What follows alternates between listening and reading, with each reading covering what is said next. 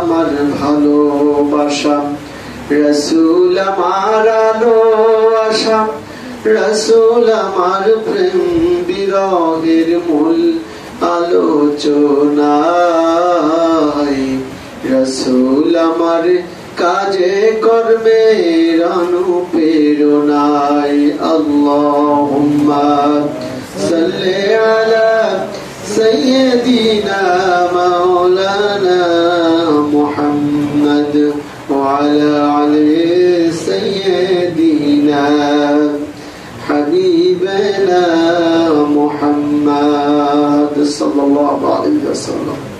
হজ যে আমাদের জন্য ফরজ, আল্লাহ কোন আয়াতের কোন নির্দেশনার মাধ্যমে আমাদেরকে সে ফরজ করলেন বা ফরজ হিসাবে বিধান দিলেন? প্রিয় উপস্থিতি, আমার কথায় আপনাদের সন্দেহ হতে পারে, আমার কথায় আপনাদের অবিশ্বাস মনে হতে পারে। আপনি যখন কোরআনুল কারীম খুলে দেখবেন সূরাত আলে ইমরান 3 নম্বর সূরার 97 নম্বর আয়াতে কারিমার শেষ অংশে আল্লাহ বলছেন, ওয়ালিল্লাহি আলান নাসি হিজ্জুল বাইত মান ইসতাতাআ ইলাইহি সাবিলা ইলা আখির। আল্লাহ রাব্বুল আলামিন বলছেন, আর মানুষের জন্য সে পথে তথা বাইতুল্লাহ শরীফের দিকে যাবার যাদের সামর্থ্য রয়েছে সে সকল মানুষের জন্য আল্লাহ পাক রব্বুল আলামিন হজকে ফরজ করেছেন। সকলে বলি সুবহানাল্লাহ। এখন হজ করতে গেলে টাকা খরচ হয়, অনেক কষ্ট সাধ্য ব্যাপার। তো এটা শোনার পরে আমাদের সুবহানাল্লাহ বলার অর্থ কি? এরকম আমাদের মনে প্রশ্ন জাগতে পারে যে কাজটা করলে আমাদের পকেটের কষ্টের টাকা খরচ করতে হবে, যে কাজটা করলে আমাদের শারীরিক পরিশ্রম হবে, যে কাজটা করলে আমাদের অনেক দিন সময় ব্যয় করতে হবে, এই কষ্টের কথা শুনে সুবহানাল্লাহ আলহামদুলিল্লাহ বলার যৌক্তিকতা কোথায়? হেতু কি? উত্তর হলো, আল্লাহ রাব্বুল আলামিন যে বিধানই আমাদের দিয়েছেন তার মধ্যে আমাদের জন্য কল্যাণ রয়েছে। কি রয়েছে? কল্যাণ রয়েছে, প্রতিদান রয়েছে। এর মাঝে অগাধ সওয়াব, ফজিলত, মর্যাদা, প্রতিদান রয়েছে, যেটা আমরা আজকে না পাইলেও, নগদ না পাইলেও আমরা কিন্তু পাবো। এটা যদি বিশ্বাস না করি তাহলে আপনার আমার ইমানের মূল্য নাই, আছে নাকি? আমরা আল্লাহকে না দেখে বিশ্বাস করি, এর নামই তো ইমান। আমরা সওয়াব আছে এটা বিশ্বাস করে সওয়াবের প্রত্যাশী হয়ে সওয়াবের লক্ষ্যে কাজ করি, এটাই তো আমাদের ইমান। প্রিয় হাজিরিন, এটা আমি আপনি করছি না, এটা আল্লাহ রাসূল, সাহাবা, আজমাইন, তাবে তাবিঈন, আম্মায়ে মুস্তাহিদিন, সালফে সালেহিন, উলামা, ফুকাহা, হক্কানি বুজুর্গানে দ্বীন, বিভিন্ন রকমের যুগে যুগে উলামায়ে হযরত এগুলো করেছেন। তাই ধারাবাহিকতা আমরা করছি, এর অকাট্য দলিল প্রমাণ রয়েছে। এজন্যই আমরা সুবহানাল্লাহ আলহামদুলিল্লাহ বলে খুশি থাকবো বা নেকি অর্জন করব। আমরা সুবহানাল্লাহ আলহামদুলিল্লাহ বললে আমাদেরকে সওয়াব হবে না গুনাহ হবে? এটা তো সকলে জানার কথা। কি হবে? সওয়াব হবে না গুনাহ হবে? সওয়াব হবে। তাহলে আমরা এজন্যই বলছি এটা বললে আমাদের সওয়াব হবে। দ্বিতীয় কারণ হচ্ছে যে বিধানের কথা শুনে আমরা খুশি হচ্ছি, সেই বিধানটা হচ্ছে ফরজ বিধান। এই ফরজ বিধানের মধ্যে কল্যাণ রয়েছে। শুধু তাই নয়, এই বিধান পালন করলে আমাদের আমলি জিন্দেগিতে আল্লাহ পাক রব্বুল আলামিন অনেক সওয়াব দান করবেন, আমাদের জন্য অনেক প্রতিদান রয়েছে, অনেক ফজিলতের উপযুক্ত হয়ে যাব। সকলে বলে আলহামদুলিল্লাহ। প্রিয় হাজিরিন, তো আমরা জানতে পারলাম যে আল্লাহর কোরআন জানিয়েছে যে যারা বাইতুল্লাহ শরীফে যাওয়ার সক্ষমতা রাখে সে সকল মানুষের জন্য আল্লাহ পাক রব্বুল আলামিন হজের মতন বিধানকে ফরজ করেছেন, আবশ্যক করেছেন। তাহলে আমরা জানলাম হজের বিধান সম্পর্কে প্রথম কথাই হলো হজ আমাদের জন্য আল্লাহ পাক রব্বুল আলামিন ফরজ বিধান হিসেবে দিয়েছেন। এটাকে ছোটখাটো ভাবে দেখার কোনো সুযোগ নেই। এখন কথা প্রশ্ন আসতে পারে যে যদি হজ ফরজই হয়, এটা গুরুত্বপূর্ণ বিধানই হয়, তাহলে কেন আমরা সকলে করি না? তাহলে আমাদেরকে ফিরে যেতে হবে, হজ কার উপরে ফরজ আর কার উপরে ফরজ নয়। হজ এটা মালি ইবাদত, শারীরিক এবং আর্থিক ইবাদত। সুতরাং এটা সকলের জন্য ফরজ নয়, যার কারণে সকলে করে না। এটা যারা স্বাবলম্বী, যারা মালিক নিসাব, যারা নিসাব পরিমাণ অর্থের সামর্থ্যের অধিকারী, তাদের জন্য আল্লাহ বিধান দিয়েছেন। কিন্তু দুঃখজনক হলো সত্য, আমাদের সমাজে অনেকেই মালিক নিসাব কিভাবে হয়, কতটুকু অর্থ সম্পদ থাকলে হজ ফরজ হয় এটা সম্পর্কে জানে না। অনেকে জানলেও কৃপণতা করে, ছলচাতুরি করে, নানা রকমের টালবাহানা করে, বিলম্ব করে ফরজ বিধান থেকে তারা দূরে সরে থাকে, ফরজ বিধান লঙ্ঘন করে বিরাট পাপী হয়ে পরকালে আল্লাহর কাছে জবাবদিহিতার সম্মুখীন হয়। অনেক ক্ষেত্রে তারা কঠিন আযাবের সম্মুখীন হবে। সকলে বলি নাউযুবিল্লাহ। প্রিয় হাজিরিন, আমার একান্ত প্রিয় বন্ধুগণ, এজন্য হজকে আল্লাহ ফরজ বিধান হিসেবে দিয়েছেন।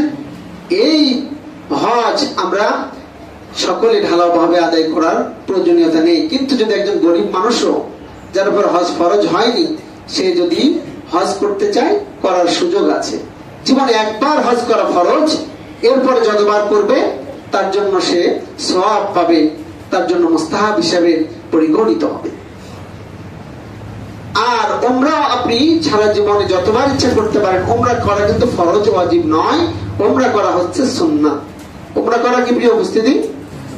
উমরা করা সুন্নাত। এজন্য উমরা আর হজের ক্ষেত্রে পার্থক্য আছে। অনেকেই উমরাটাকে বলতে চায় না, করে এসেছে উমরা বলে হচ্ছে ছোট হজ করে এসেছি, হজ করেছি। তাই হজ করেছেন, হজ আলাদা জিনিস, উমরা আলাদা জিনিস। এটার সঙ্গে আরেকটা মিলিয়ে ফেলার অর্থ কি?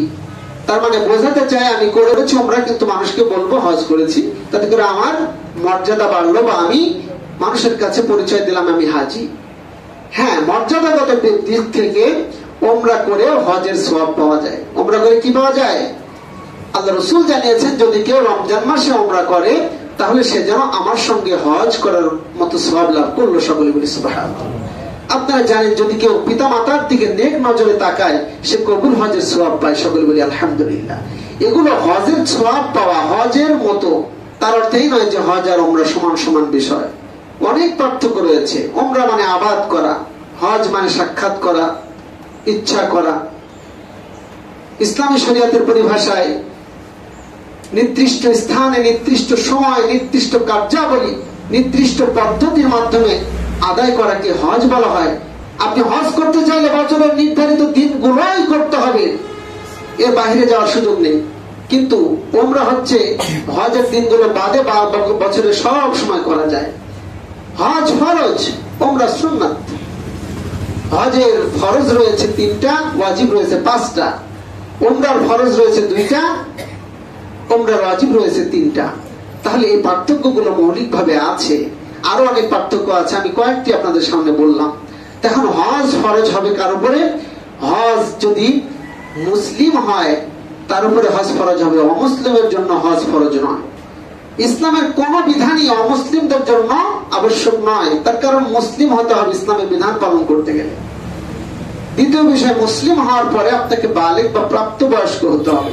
একজন নাবালিগ অপ্রাপ্তবয়স্ক ব্যক্তির উপরে হজ ফরজ নয়।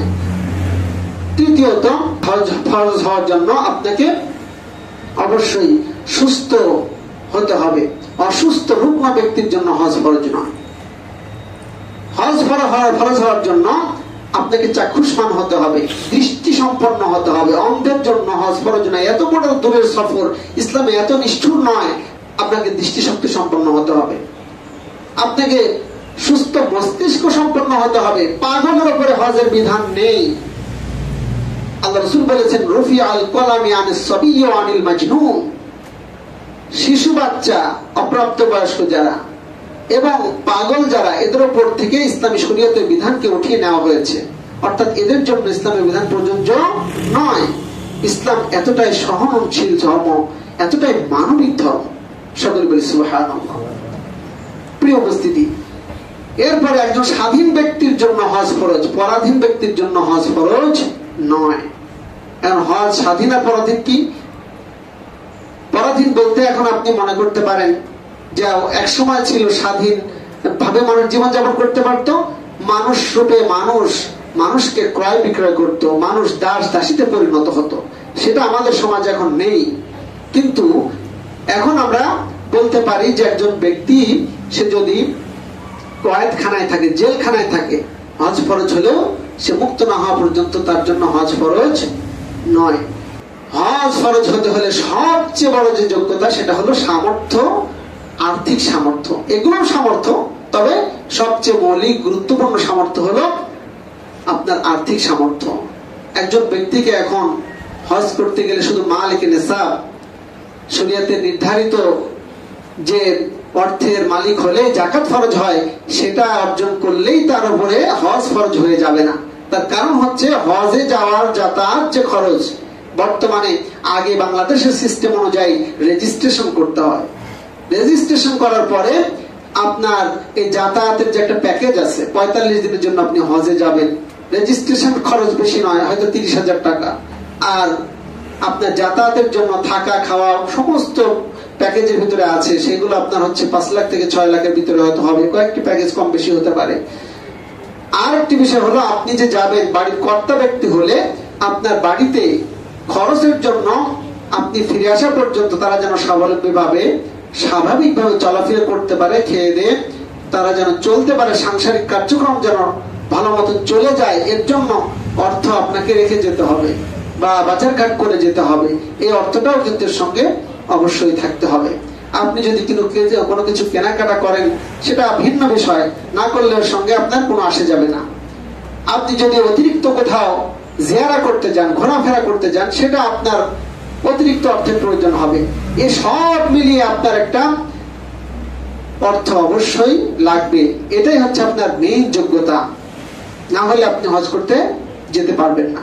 তো এই জন্য আমার মনে হয় কম বেশি এখন যদি কেউ 7 লক্ষ টাকার মালিক হয়, সেটা যদি 1 বছরে তার মালিকানায় থাকে, তার জন্য হজ ফরজ হয়ে যাবে এবং সেটা এতটুকু অর্থ হলে সে মোটামুটি সব কার্যক্রম সেরে হজ সারতে পারবে।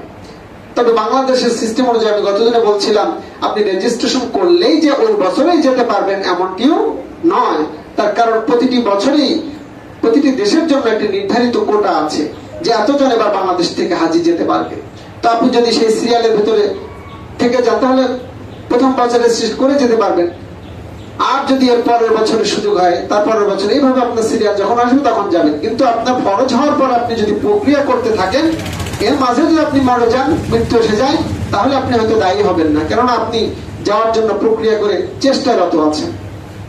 কিন্তু চেষ্টা করলেন না, সামর্থ্য আছে, মারা গেলেন, তাহলে কিন্তু আপনার জন্য এটা অনাদায়ী থেকে যাবে, যদিও বদলি হজের সুযোগ আছে। প্রিয় উপস্থিতি, নিজে যাওয়া অন্যকে দিয়ে হজ করানো কখনো এক নয়।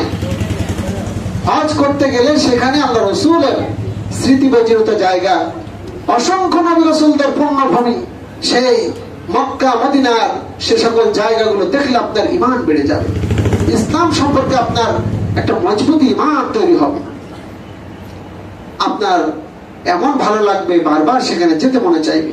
তো যাই হোক, আমরা যেন সেখানে সকলে যাওয়ার যোগ্যতা অর্জন করতে পারি। যাদের যোগ্যতা আছে তারা যেন সকলেই যাওয়ার নিয়ত করে যাওয়ার জন্য অতি দ্রুত চেষ্টা করতে পারি। আল্লাহ তৌফিক দান করেন সকলে বলে আল্লাহ।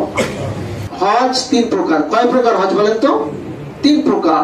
এক হচ্ছে হজ্জে ইফরাদ, 2 হচ্ছে হজ্জে কিরান, 3 হচ্ছে হজ্জে তামাত্তু। হজ করতে যাব, তারপর এত প্রকার লাগবে কেন প্রশ্ন হতে পারে আমাদের মনের মধ্যে। একটা কাজ করতে গেলে একাধিক পদ্ধতিতে করা যায়, যায় কিনা বলেন? কোন কাজ করতে গেলে একাধিক পদ্ধতিতে করা যায় না? যায়। আল্লাহ রাসূলও করেছেন, করার নির্দেশনা দিয়েছেন, করার সম্মতি দিয়েছেন, যার কারণে এই পদ্ধতিগুলো ফিকহ কিতাবে ফুকাহায়ে কেরাম সুন্দরভাবে সাজিয়েছেন, জানিয়েছেন। হজ্জে ইফরাদ মানে হলো শুধুমাত্র হজের নিয়তে ইহরাম বেঁধে হজের কার্যাবলী সম্পন্ন করা, সহজ কথা, শুধু হজের জন্য। আর হজ্জে কিরান মানে হলো একই সফরে একত্রে হজ এবং উমরার নিয়তে ইহরাম বেঁধে প্রথমে হজ এরপরে উমরা, অথবা প্রথমে উমরা পরে হজের কার্যাবলী সম্পন্ন করা। আর হজ্জে তামাত্তু হলো একই সফরে পৃথক ভাবে প্রথমে হজের নিয়ত করে হজের ইহরাম বেঁধে হজের কার্যাবলী সম্পন্ন করা, এরপরে উমরার নিয়তে উমরার ইহরাম বেঁধে উমরার কার্যাবলী সম্পন্ন করা, অথবা আগে উমরা পরে হজের। এখন আপনারা হয়তো বলবেন যে আগে পরে এটা কিভাবে সম্ভব? সম্ভব এই জন্যই যে একটা মানুষ হজে গেলে 45 দিনের প্যাকেজে যায়। কয় দিনের প্যাকেজে যায়? এটার অনেক কারণ আছে। তার কারণ মানে এত অ্যাভেলেবল যাতায়াত সৌদি আরব থেকে বাংলাদেশের বিমানের নেই, যে অ্যাভেলেবল যেমন আমাদের চুয়াডাঙ্গা থেকে ঝিনাইদহ বাস প্রতিনিয়ত যাচ্ছে, ঘন্টার পর ঘন্টা, আধা ঘন্টা পর পর। তাহলে তো সমস্যা ছিল না। কিন্তু এখানে ওরকম অ্যাভেলেবল না থাকার কারণে ওই নির্ধারিত 45 দিনের প্যাকেজে যাওয়া লাগে। যারা আগে যাচ্ছেন তারা আগে চলে আসেন, যারা পরে যাচ্ছেন তারা পরে আসেন। তো এই সিরিয়ালের কারণে তো এখন যদি কেউ আগে যায়, মনে করেন 45 দিনের প্যাকেজে অনেক আগে থেকে চলে গেল, তো যাওয়ার কারণে আগে এসে ওমরা করে অনেকদিন সময় পায়। তারপর হজের সময় তো নির্ধারিত। আবার দেখা যাচ্ছে যে কেউ সিরিয়াল পাইতে পাইতে একেবারে হজ করার আগ মুহূর্তে দিয়ে গেল, তখন কিন্তু তারা ওমরা করে আর দেখা যাচ্ছে যে হজের ভিতরে সময় পাওয়া যাচ্ছে না। এজন্য হজের কার্যাবলী সম্পন্ন করে পরে যখন অনেক সময় পাবে সে, এই জন্য তখন সে ওমরার কার্যাবলী সম্পন্ন করবে।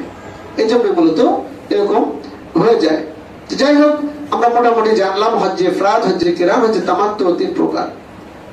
হজের ফরজ হচ্ছে 3টা। হজের ফরজ কয়টা? 3টা। 1 নম্বরে ইহরাম বাঁধা। এখন এগুলো বিস্তারিত কথা বলতে গেলে সময় লাগবে, আমি চেষ্টা করব অন্য জমায় কথা বলার জন্য। আমি শুধুমাত্র পয়েন্টগুলো বলে যাই। 1 নম্বরে হচ্ছে ইহরাম বাঁধা, 2 নম্বর হচ্ছে বাইতুল্লাহ শরীফ তাওয়াফ করা, 3 নম্বরে হচ্ছে আরাফাতের ময়দানে অবস্থান করা। আর উমরার জন্য ফরজ 2টা, বাইতুল্লাহ শরীফ তাওয়াফ করা, সাফা মারওয়া পাহাড়দের মাঝে দৌড়াদৌড়ি করা। তো আল্লাহ রাব্বুল আলামিন এগুলো সম্পর্কে কোরআন হাদিসের দলিল রয়েছে, বিস্তারিত বলে বোঝানোর বিষয় রয়েছে। আল্লাহ যদি তৌফিক দেন আগামী জুমাতে বিষয় আলোচনা করার চেষ্টা করব ইনশাআল্লাহ। আজকে যতটুকু কথা বললাম আমি সকলে যেন আমল করতে পারি।